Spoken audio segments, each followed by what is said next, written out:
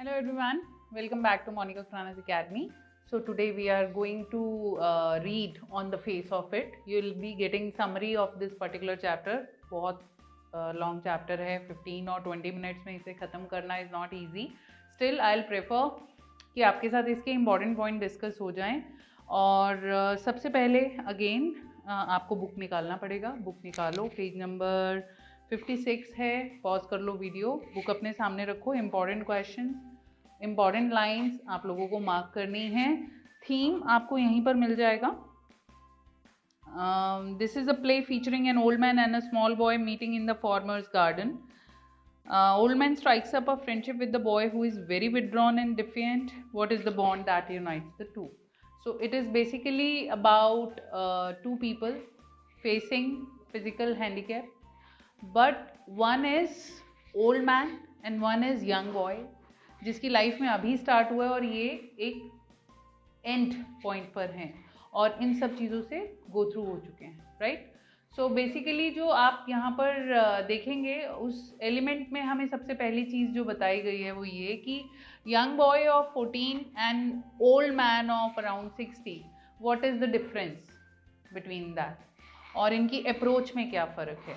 तो बहुत फ़र्क है इनकी अप्रोच में. डेरी जहाँ अभी इन सब चीज़ों को फेस कर रहा है, अभी जहाँ इन सब चीज़ों में उनके चेंजेस आने शुरू हुए हैं, तो डेरी में इन्फीरियोरिटी कॉम्प्लेक्स डेवलप हो चुका है क्योंकि उसका left side of the face burn है, अनहैप्पी है, कंसर्न्ड है, हर चीज़ को वो अपने ऊपर ले जाता है, रिक्लूज रहता है सोसाइटी से, लोगों को मिलना अवॉइड करता है. पेसिमिस्ट एटीट्यूड है. Pessimist is who actually focuses on darker side of the life, right. Whereas Mr. Lamb, he is crippled, old and has a 10 leg, but cheerful and unconcerned because gradually he has learned that things always work in a better way. और उन्होंने accept कर लिया है. Dairy अभी तक अपनी problem को accept नहीं कर पाया. कहना बहुत सिंपल है बट स्टिल छोटा बच्चा है, अभी इन सब चीज़ों को देख रहा है. बट मिस्टर लैम लाइफ को एक बहुत वाइड एंगल से देखते हैं. काइंड, वाइज, हेल्पफुल, ऑप्टिमिस्ट, जो ब्राइटर साइड ऑफ लाइफ पे फोकस करता है. पीपल पर्सन है, लोगों से बातचीत करना उन्हें अच्छा लगता है. कोकून लाइफ लीड नहीं करना चाहते. और अभी भी इन सब चीज़ों के बावजूद he still victim of alienation because of his handicap. So अगर यहाँ पर इम्पॉर्टेंट चीज़ों के बारे में बताऊँ तो यहाँ आपको कुछ चीज़ें ध्यान रखनी है कि कैसे डेरी एंटर होता है और मिस्टर लैम उससे बातचीत करना शुरू करते हैं. He is fond of people. Number one reason यही है. Second, a person who knows the pain of not having anyone in his or her life when he needs the most or she needs the most. When that person looks at someone in the same position, okay, or same situation, then that person definitely works for the needy one without asking by that person. Meaning जिस भी person ने अपनी life में कभी भी कुछ भी कमी देखी है, अगर वो किसी को सेम कमी से फील करते हुए देखता है तो कोशिश करता है कि मैं उसको हेल्प करूं. ऑल्दो ये पूरे वर्ल्ड में सिर्फ 3% एयर पीपल हैं ऐसे, बाकी शायद एक एटीट्यूड डेवलप कर लेते हैं टिट फॉर टैट का या बिल्कुल एलिनेट हो जाते हैं. लेकिन मिस्टर लैम हमारे बहुत डिफरेंट है, अ थिंग ऑफ ब्यूटी हैं. और उन्होंने कैसे इस चीज़ को यूज़ किया है, इम्प्लाई किया है और लाइफ में चेंज लाया है, वो हम यहाँ पर देखेंगे. तो उससे बातचीत करना शुरू करते हैं. पता चलता है 13 ईयर का एसिड डला था उसको. लोग बहुत ज़्यादा बुरे लगते हैं जब वो उसके चेहरे पे फोकस करते हैं, उसके लिए गलत बात बोलते हैं. साइलेंटली वो सुन लेता है तो उसे चीज़ें याद रहती हैं. उसको ये भी बहुत बुरा लगता है कि उसकी मम्मा सिर्फ उसी चीक पे किस करती हैं उनको जो चीक क्लीन है. And he is anti of this, meaning मत करो, लेकिन डोंट मेक मी रियलाइज कि I am suffering with any kind of handicap और एनी काइंड ऑफ ट्रॉमा. सो ये एक एलिमेंट उसकी लाइफ में है और धीरे धीरे इसको जानते हुए वो धीरे धीरे उसको कंफर्टेबल फील कराते हैं. तो सबसे पहले पेज नंबर 58 पे not the whole of you, not of you से वो उसको ये क्लियर करते हैं कि whatever has happened with you that is with just the left part of the face. लेकिन तुम जो कि जेन्युइनली रिक्वायर है, आपका मेंटल स्टेट ऑफ माइंड, आपका थॉट प्रोसेस, ये सब कुछ अभी इंटैक्ट है. जैसे जैसे तुम ग्रो करोगे लाइफ में वो वैसे वैसे और इम्प्रूव होगा और पूरे वर्ल्ड का हाफ फेस नहीं रहेगा। तुम अभी पूरे हो, कुछ पार्ट पे डैमेज हुआ है जो कि टाइम के साथ साथ ठीक हो जाएगा। तो आपको उनकी ये टीचिंग्स याद रखनी है, राइट। उसके बाद उन्होंने यहाँ पर डिफरेंस समझाया पेज नंबर 59 पर। Where is the difference, it's all life growing same as you and me. Mister Lam का जो बिग पैराग्राफ है जहाँ वो वीड्स और ग्रीन प्लांट्स के बीच का डिफरेंस बताते हैं। It's not the problem, it's the attitude towards the problem that makes us bitter or sweet. So basically he is trying to make him understand कि कहाँ पर आपका जो attitude है उसमें shift कहाँ आना चाहिए, उस पर फोकस करो। सब तरफ लाइफ है, डिफरेंस कहाँ है, same as you and me. तो यहाँ पर वो ओल्ड और यंग के डिफरेंस का समझाते हैं। तो वो डिस्क्लोज करते हैं कि उनका भी टिन लेग है, बॉम्ब ब्लास्ट से हुआ था, और कैसे वो उनको पता है कि लोग उन्हें लेमी लैम बुलाते हैं, still he is okay with that, right. Then Derry अभी बहुत ज़्यादा सेल्फ कंसर्न्ड है और वो इस बात को बोलता है कि मेरा जो फेस है दैट इज़ बर्न्ड, और आप अपनी प्रॉब्लम को हाइड कर सकते हो लेकिन मैं अपनी प्रॉब्लम को हाइड नहीं कर सकता। तो इस एटीट्यूड में चेंज लाते हैं कि अगर तुम इस चीज़ को हाइड कर सकते तो क्या तुम्हें तब अपनी प्रॉब्लम के बारे में टेंशन नहीं होती, या जो कुछ भी चीज़ से, ट्रॉमा से, सिचुएशन से तुम गो थ्रू कर रहे हो वो सिचुएशन तुमको हर्ट नहीं करती। तो इस एटीट्यूड में चेंज लाने की कोशिश करते हैं। Problem is problem, loss big और स्मॉल, लॉस इज़ लॉस। आपको सेंसिटिव अगर अपने लिए लोग चाहिए तो आपको दूसरों के लिए भी सेंसिटिव होना पड़ेगा। धीरे धीरे डेरी पे उनकी बात का असर होना शुरू होता है और डेरी और उनके बीच का कॉन्वर्सेशन बढ़ता है। तो डेरी एक्सप्लेन करता है कि बहुत सारे लोगों ने मुझे बहुत कुछ समझाया बट मैं इसी कंक्लूजन पे पहुंचने वाला हूँ, आई वॉन्ट चेंज। तो मिस्टर लैम उसको फोर्स नहीं करते। मिस्टर लैम की जो टीचिंग है वो फोर्सफुल नहीं है, वो प्रीचिंग वाली नहीं है।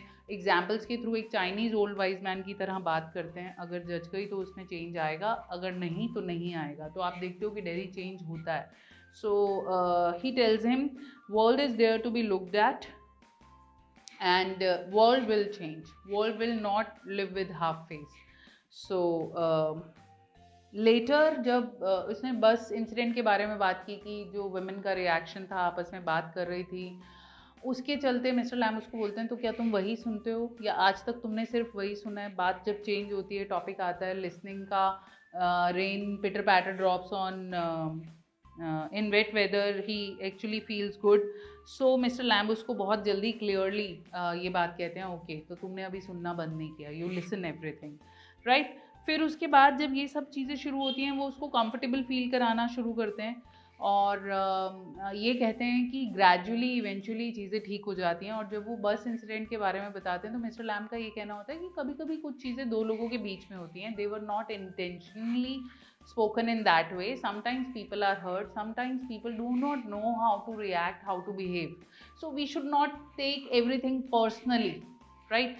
ये मैसेज उसको किसी तरह से समझाने की कोशिश करते हैं by giving the difference of bees buzz और बीज सिंग।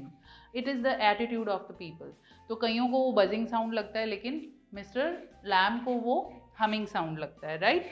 सो लेटर इस चीज़ पर बात आती है कि मुझे आपकी जैसी लाइफ चाहिए, आपके घर में कर्टन्स भी नहीं है। तो वो कहते हैं जब मैं बाहर हूँ तो अंदर कुछ नहीं है और घर एम्प्टी है और मैं कर्टन्स लाइफ बिलीव नहीं करता। लाइफ विदाउट एनी सीक्रेट्स, उनकी ओपन लाइफ है, एवरीबडी नोज दैट।